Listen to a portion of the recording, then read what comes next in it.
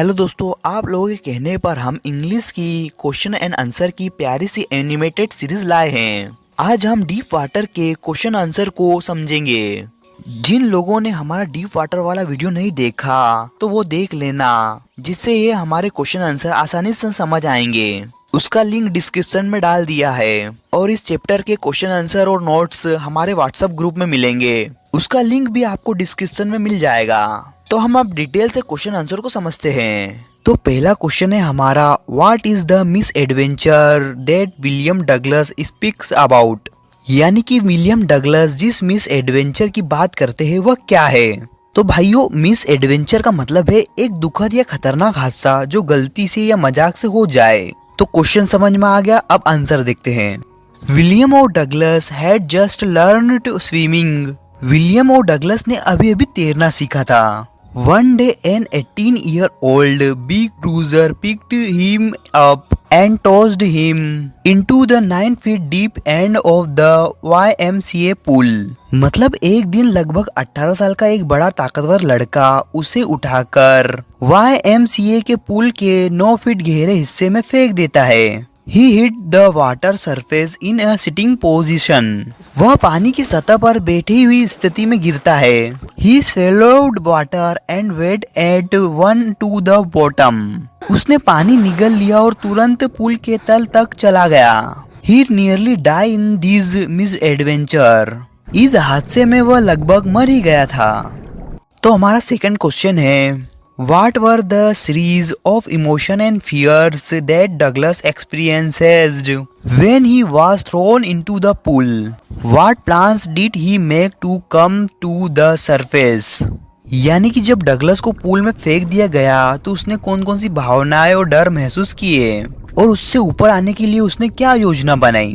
तो भाई साहब, इसका आंसर है Douglas was frightened when he was thrown into the pool। Douglas बहुत डर गया था जब उसे पूल में फेंक दिया गया। However, he was not frightened out of his wits। लेकिन वह इतना नहीं डरा था कि उसका होश खो जाए या वह कुछ सोच ना सके। While sinking down, he made a plan। जब वह नीचे डूब रहा था तब उसने एक योजना बनाई। He would make a big jump when he feel hit the bottom। उसने सोचा कि जब उसके पैर पुल के तल को छुएंगे तो वह जोर से ऊपर की ओर छलांग लगाएगा। He would come to the surface like a cork, lie flat on it and paddle to the edge of the pool। वह कॉर्क यानी कि लकड़ी के टुकड़े की तरह ऊपर आ जाएगा, फिर सीधा लेटकर हाथ पैर चलाते हुए पुल के किनारे तक पहुंच जाएगा। तो तीसरा क्वेश्चन है हमारा, how did this experience affect him. मतलब कि डगलस के साथ जो घटना हुई उसका प्रभाव उस पर क्या पड़ा। तो इसका आंसर है, the near that experience of driving had a very strong impact on his psychology. डूबने के इस लगभग मौत जैसे अनुभव का उसके मन यानी कि मनोविज्ञान पर बहुत गहरा असर पड़ा। He was deeply perturbed and shaken by the whole experience। वह इस पूरे अनुभव से अंदर तक हिल गया और बहुत परेशान रहा। The hunting fear of water took control of his physical strength and emotional balance for many years। पानी का डर कई सालों तक उसके शरीर की ताकत और मानसिक संतुलन पर हावी रहा। As he couldn't bear being surrounded by water, he was deprived of enjoy any water related activity। क्योंकि वह पानी के पास रहना सहन नहीं कर पाता था, इसलिए वह तैराकी या किसी भी पानी से जुड़ी एक्टिविटी का एंजॉयमेंट नहीं ले सकता था। चौथा क्वेश्चन है हमारा, Why was Douglas determined to get over his fear of water? यानी डगलस का पानी के डर पर काबू पाने के लिए क्या दृढ़ था। तो इसका आंसर है, Douglas regretting being deprived of enjoying water activities like canoeing, boating, swimming, fishing etc। Douglas को खेद था कि वह तैराकी, नाव चलाना, मछली पकड़ना जैसी पानी की गतिविधियों का आनंद नहीं ले सका। The wish to enjoy them and the craving to regain his lost confidence while being in water made him try every possible way to get rid of his fear। उन्हें पानी में रहते हुए अपनी खोई हुई आत्मविश्वास वापस पाने और इन गतिविधियों का आनंद लेने की तीव्र इच्छा थी, इसलिए उन्होंने अपने डर को दूर करने के लिए हर संभव प्रयास किए।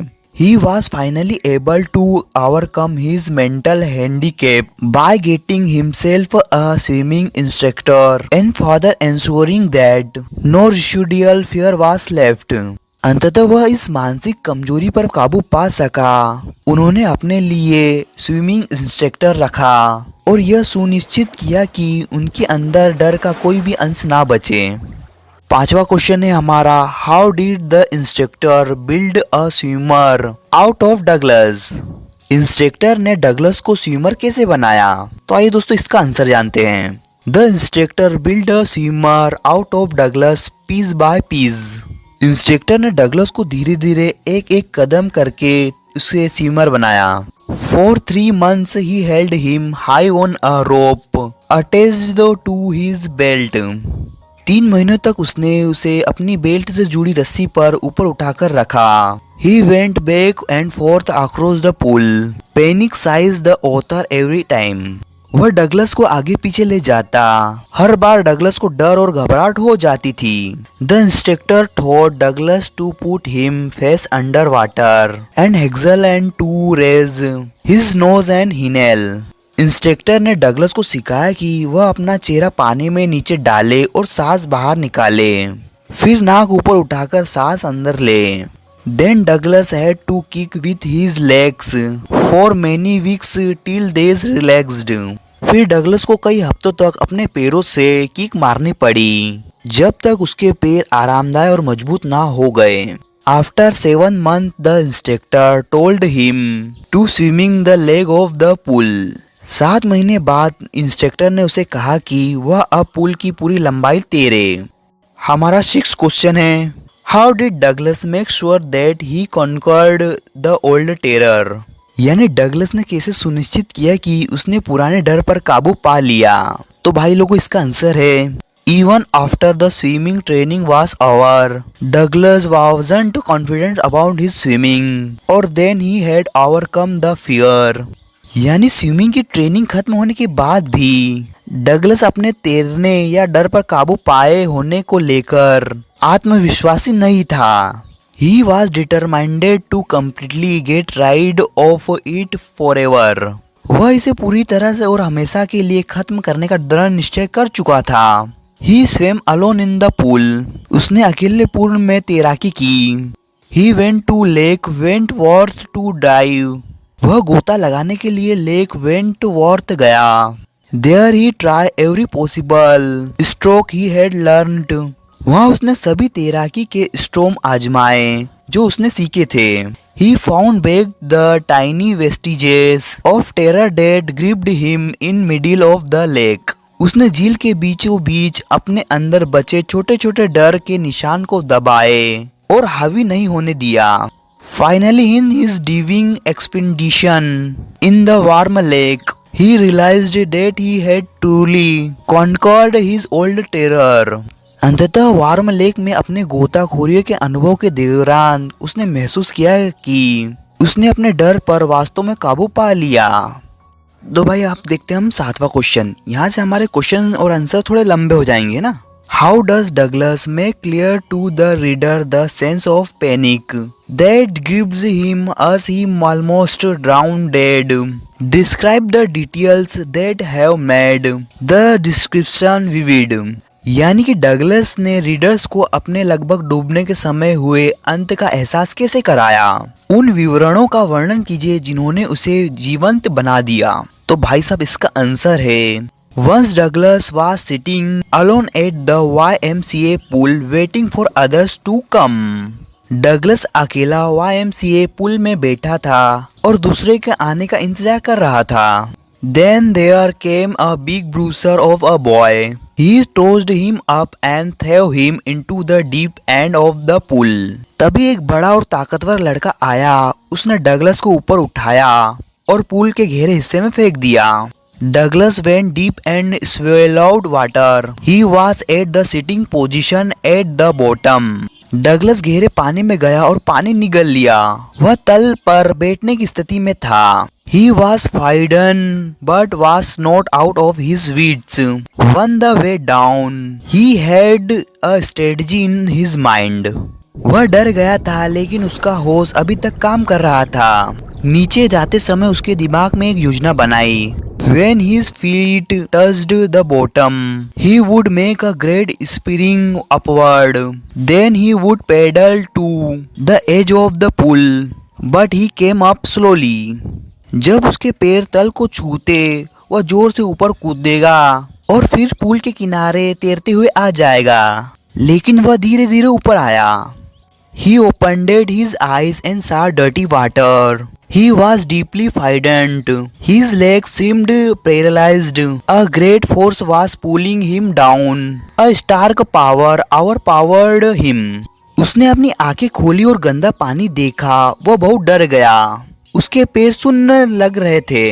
एक बड़ी ताकत उसे नीचे खींच रही थी। एक प्रबल शक्ति ने उसे हरा दिया। He shrieked in the water, but only the water heard him. उसने पानी में चिल्लाया लेकिन केवल पानी ने ही उसे सुना। After feeling the tiles under his feet, he jumped with all his might, but it made no difference. अपने पैरों के नीचे टाइल्स महसूस करके उसने पूरी ताकत से कूदा, लेकिन कोई फर्क नहीं पड़ा।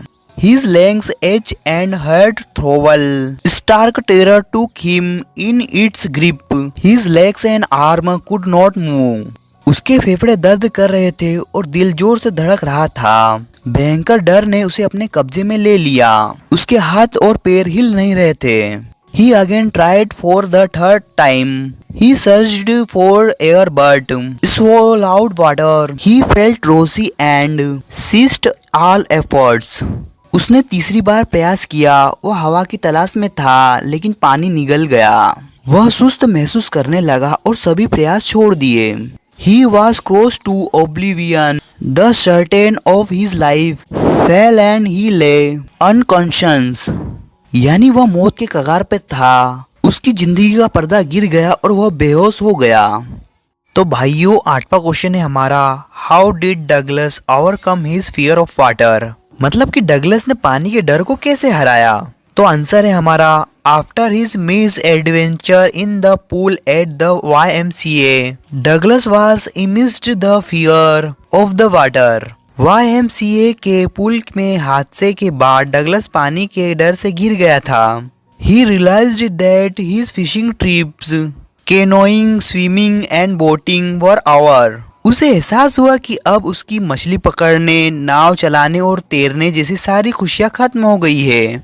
He tried his best to overcome it, but the hunting of the water followed him everywhere. उसने डर को दूर करने की कोशिश की, लेकिन पानी का डर हर जगह उसका पीछा करता रहा। Finally, he decided to engage an instructor to learn to swim and overcome his fear. Finally उसने तैरना ठीक से सीखा और डर को हराने के लिए एक इंस्ट्रक्टर रखने का फैसला किया। He went to the pool and practiced 5 days a week and over his day. वह हर हफ्ते 5 दिन रोज 1 घंटे पूल में अभ्यास करने लगा। The instructor put a belt around him and rope was attached to the belt. Instructor ने उसकी कमर में एक बेल्ट बांधी और उस बेल्ट से एक रस्सी जोड़ दी। The rope went toward a pulley that ran an overhead cable. वह रस्सी ऊपर लगी एक पुल से होकर गुजरती थी जो केबल से जुड़ी हुई थी। Douglas had one end of the rope and went back and forth across the pool. Douglas रस्सी का एक सिरा पकड़कर पुल में आगे पीछे जाता रहा। On each trip, some of the terror would seize him up. हर बार तैरते समय डर उसे कुछ देर के लिए पकड़ लेता था। After 3 months, the tension began to decrease. 3 महीने बाद उसका डर और तनाव धीरे धीरे कम होने लगा। Piece by piece, he shed the panic. धीरे धीरे उसने अपने डर को एक एक कर दूर कर दिया। He taught him to put his face under water and exhale. Instructor ने उसे सिखाया कि पानी के नीचे चेहरा डालकर सांस छोड़ना है। He also learned how to raise his nose and inhale. उसने यह भी सिखाया कि नाक ऊपर उठाकर सांस कैसी लेनी है। This exercise was repeated hundreds of times. यह अभ्यास सैकड़ों बार दोहराया गया। Now he was able to shed part of the fear that seized him underwater. अब वो पानी में जाने पर महसूस होने वाला डर का कुछ हिस्सा खत्म करने में सक्षम हो गया था। He went to Lake Wentworth, Tiger's Island and slept at Iceland. वह वेंटवर्थ झील, टिगर्स द्वीप और स्लैम्प एक्ट द्वीप पर गया। He swam 2 miles across the lake. उसने झील को लगभग 2 मील तक पार किया। Now he was determined and he swam on. अब वह आत्मविश्वास से भर गया था और लगातार तैरते रहा। He shouted with joy and he had conquered his fear of water. वह खुशी से चिल्लाया, अब उसने पानी के डर पर पूरी तरह जीत पा ली थी। अब हमारा लास्ट क्वेश्चन बचा है। Why does Douglas, as an adult, recount a childhood experience of terror and his conquering of it? What large meaning does he draw from his experience? यानी कि एडल्ट होने पर डगलस अपने बचपन के डरावने अनुभव और उस पर जीत पाने की कहानी क्यों बताते हैं? वह अपने अनुभव से क्या बड़ा सबक सिखाते हैं? तो इसका आंसर है Douglas has 2 childhood experience of terror. Douglas के बचपन में डर के 2 अनुभव हुए थे। On at the California beach when the waves knocked him down and swept over him. पहला अनुभव कैलिफोर्निया के समुद्री तट पर हुआ जब लहरों ने उसे गिरा दिया और ऊपर से बह गई। ही वॉज टेरर स्ट्रिकन, वह बहुत डर गया था। At the other occasion, he was thrown into the deep end of the YMCA pool by a big bruiser of a boy. दूसरी बार एक ताकतवर लड़के ने उसे YMCA पुल के गहरे हिस्से में फेंक दिया था। A stark terror overpowered and gripped him. भयंकर डर ने उसे पूरी तरह अपनी पकड़ में ले लिया था। It followed and hunted him wherever he went. यह डर उसका पीछा करता रहा जहाँ भी वह गया। He realized that his joy of fishing, canoeing, boating and swimming had ruined. उसे लगा कि मछली पकड़ने, नाव चलाने और तैरने जैसी सारी उसकी खुशियाँ खत्म हो गई थी। Keeping in view in severe consequences, he engaged an instructor who trained him in swimming and Douglas was able to conquer his fear. इस डर के गंभीर असर को देखते हुए उसने एक इंस्ट्रक्टर रखा जिसने उसे तैरना सिखाया और इस तरह डगलस अपने डर पर जीत पाने में सफल हुआ। This experience had a deeper meaning for Douglas. इस अनुभव का डगलस के लिए गहरा मतलब था। Because he had experienced both the sensation of dying and the terror that the fear of it can produce. He learned the will to live in great intensity. क्योंकि उसने मरने की अनुभूति और उससे जुड़े भयानक डर दोनों का अनुभव किया था, इसलिए उसने जीने की इच्छा को बहुत गहराई से महसूस किया।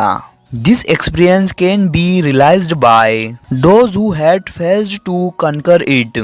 इस अनुभव को केवल वही समझ सकता है जिन्होंने डर को सामने से झेलकर हराया हो। This exactly happened with Douglas. यही अनुभव डगलस के साथ हुआ। He knew in that there is peace, there is terror only in the fear of death. उसने समझ लिया मृत्यु में तो शांति है, डर केवल मृत्यु के भय में है। Thus one can estimate what matters is the will to live. इसलिए साफ है कि जीवन में सबसे महत्वपूर्ण चीज है जीने की इच्छा। As Roosevelt said, all we have to fear is fear itself. जैसा रूजवेल्ट ने कहा है, हमें डरना केवल डर से ही चाहिए। So will to live is great and it can take man to touch the highest peak of life. इसलिए जीने की इच्छा बहुत महान है, यह इंसान को जीवन की सबसे ऊंची चोटियों तक पहुंचा सकती है। दोस्तों वीडियो अच्छा लगे तो इस वीडियो को लाइक कीजिए और चैनल को सब्सक्राइब कीजिए। Thank you for watching.